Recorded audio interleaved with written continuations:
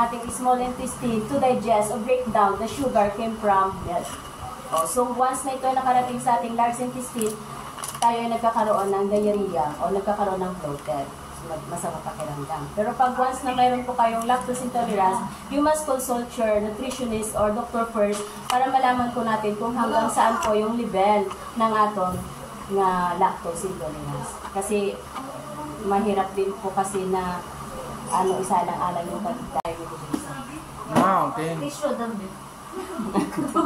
So, ibig sabihin, hindi lang Yakult lang talaga ang kwan. Yakult hindi ang Actually, Yakult, maka-help na siya to prevent diseases.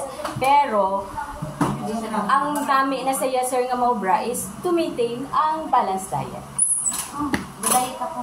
Balanced diet, I mean proper nutrition through the help of probiotics.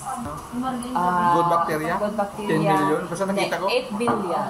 8 billion, no? Lactobacillus. Tapos, balaman na sir, may ara kita sang ginatawag nga intestinal flora sa aton nga intestine.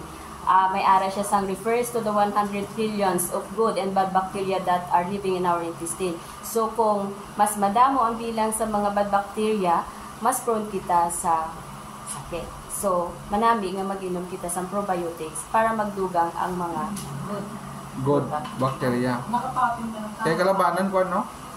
Kalabanan nga gainom subong listed giman ng gainom sang pan. Ano ba siya ta? Research? Ano sir? Research? Research. Approve ka niya, no? Yes! DFP?